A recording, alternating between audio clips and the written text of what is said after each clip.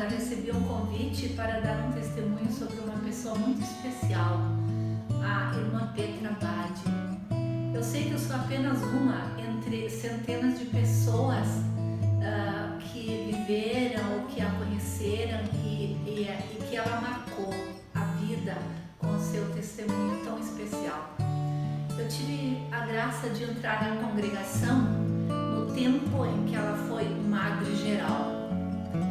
E muitos anos depois eu pude compartilhar com ela um pedaço da minha caminhada vocacional quando fui missionária na Ásia. Lá, no cotidiano, em momentos pontuais e em alguns períodos um pouco mais longos de convivência, confirmei muito de sua alma sensível e atenta. Anteriormente já a conhecia por tê-la encontrado em eventos da congregação, documentos importantes dos quais ela teve parte, mas entrar com ela e entrar na vida dela e estar perto dela, ao lado dela na Indonésia foi uma graça muito especial. Só de olharmos para o rosto dela pode-se notar uma ternura, uma simplicidade, um encanto, eu diria muita pureza. Sem exagero de expressão, eu posso dizer que a irmã Petra, ela foi expressão viva do jeito de Deus amar. Para Deus não escapa ninguém. E ela tinha olhar e ouvidos sempre atentos. Mas, sendo fiel ao convite, nós vamos nos deter à sua apurada capacidade de escuta. Para falar sobre a escuta em irmã Petra, eu sirvo-me de uma analogia atualmente muito usada, o Wi-Fi. Quem não sabe o que é o Wi-Fi? Ela era como um Wi-Fi que estava sempre conectado à fonte divina, ao Deus Providência. E esse era o segredo de onde ela se alimentava e, consequentemente, levava essa escuta, o conteúdo da escuta, ao mundo ao seu redor. Conectava então com o mundo real. Nos últimos anos de sua vida, ela tinha, por prescrição médica, algumas precauções. Devia deitar-se mais seguidas vezes para breves descansos. Chamava-me a atenção a sua rotina matinal.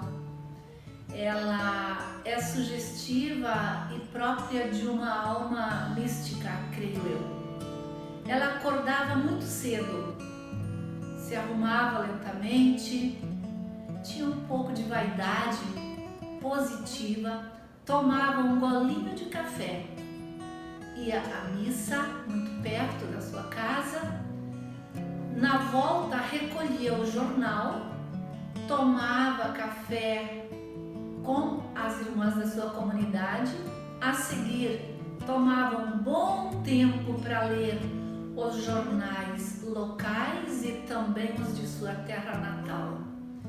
Depois deitava-se novamente e levava os fatos do mundo e da igreja a Deus pela oração. Sempre foi muito atualizada. A escuta era de fato um de seus 5 sentidos ou mais, muito apurado. Ela o desenvolveu. Mas esse também tem a ver com o seu olhar. Ela era uma mulher de olhos abertos, olhar atento e coração sensível. Conheço várias irmãs que em grandes assembleias provinciais eram vistas por ela de modo diferente. Ela captava suas expressões que revelavam o que se passava no interior, por vezes preocupações, tristezas, crise. Ela sempre percebia o que o rosto revelava e ia além da palavra. Acolhia a pessoa no silêncio, acolhia a sua dor e no final dos encontros, das assembleias, dos capítulos, aproximava-se da referida pessoa para ouvir mais, dirigir-lhe alguma palavra e era comum depois deixar alguma mensagem escrita. Irmã Petra era também sensibilíssima à natureza, aos animais, às plantas. Vale lembrar que tinha por formação acadêmica biologia, mas além do estudo acadêmico, ela amava a casa comum e o que dela fazia parte. Dela eu gosto de lembrar como Teófila, a amiga de Deus que gostava tanto das plantas, das flores, dos animais.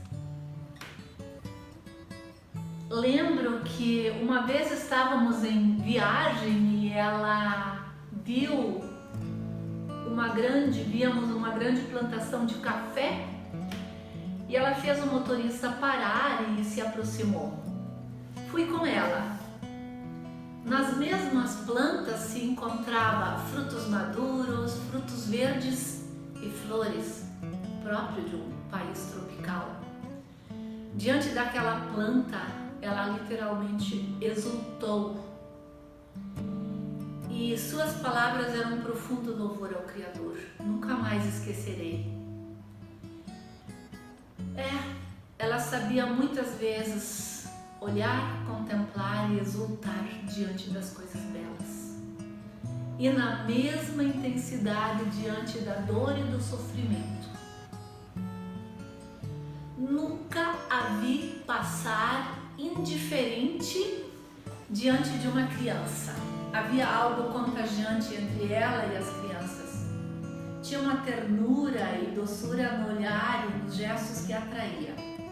O mesmo era com pessoas idosas, que eram para ela muito caras. Sem exagero, posso dizer que Irmã Petra, ela era inteiro ouvido, coração e ação, enquanto suas forças físicas o permitiram. Mas no final de sua vida, de sua trajetória entre nós, ela era ouvido, coração. Sua casa ficava próxima do lar Pondorarapan, onde vivem irmãs idosas. Por mais de um mês, ela ia diariamente por um bom tempo, todos os dias de manhã, visitar sua amiga, Irmã Felicité, e as demais. Mas com Felicité ficava ao lado, em silêncio, ouvindo seu silêncio, pois Irmã Felicité tinha tido um AVC e não se locomovia e nem falava. Claro, fazia isso alguns sussurros em voz suave e rezava de um modo muito suave as orações que ela sabia que sua amiga rezava e gostava. Também o terço nunca faltava. Nesses momentos sagrados, eu quase sempre estive ao lado dela e a acompanhava segurando-a no braço, por sua dificuldade já de andar. E eu também permanecia em silêncio à escuta.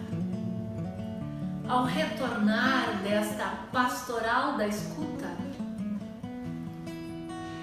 ela alcançava e por perto que era, uns 50 metros, perto da comunidade Teresiano, onde ela viveu muito tempo, nós duas nos sentávamos num quiosque, descansávamos e aí brotavam histórias e mais histórias dela com sua amiga, dela como missionária na Indonésia, país que ela escolheu para viver sua vocação.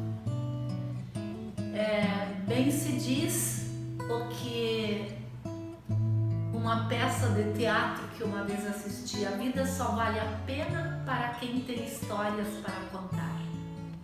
Essa irmã era uma enciclopédia de histórias.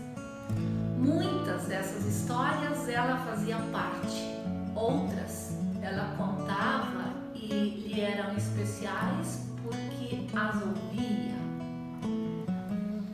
Além das pessoas, ela tinha esse carinho tão grande por animais. Ajudou-me também isso. A proximidade, o carinho, a ternura, a totalidade com que ela se entregava. No último ano de minha estadia na Indonésia, num certo dia ela me telefonou e dizia assim: eu gostaria de comprar um passarinho. Achei estranho no primeiro momento, mas fomos conversando. Ela dizia: até hoje todos os presentes que me eram dados em dinheiro eu os destinei aos pobres e sou feliz por isso. Mas agora eu gostaria de ter um pássaro. Claro, eu não tive a menor dúvida para incentivar esta aquisição. E ela comprou um canarinho e o batizou de Jack. O mesmo cantava de uma maneira muito linda para ela, uma sonoridade que só os pássaros podem fazer. E esse Jack cantava todas as manhãs, somente para ela daquela casa. Era só abrir a porta, ver a irmã Petra e vinha o canto. Depois de uns meses, ela o sentia só. Pediu então para comprar mais um. E lá foi ela e comprou Johnny. Johnny e Jack então completaram o que ela precisava. Ela sabia escutar pessoas, pássaros, a natureza. Quando a irmã Petra faleceu, não muito tempo depois, também os dois morreram. Saudade. Enfim, guardamos irmã Petra em nossa memória afetiva como uma ícone da escuta. Ela está muito viva na congregação, pelo seu testemunho, pela opção de 1988. E essa história poucos ouviram. Nós aqui na América Latina somos muito férteis em expor e produzir palavras e expressões. E ela dizia o quanto ficou angustiada quando as pessoas falavam e escreviam tudo o que queriam colocar. Naquela noite ela passou um longo tempo com Deus à escuta, pedindo discernimento para que fosse escolhido e decidido o essencial. E assim foi. Nós agora já não temos mais a nossa querida irmã Petra entre nós fisicamente. Que possamos recordá-la no seu testemunho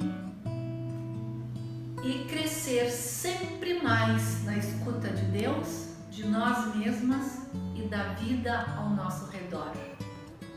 Sejamos contemplativas na ação, escutando. Deus não deixa de falar. Amemos a nós, o mundo e tudo o que está nele. Saudade.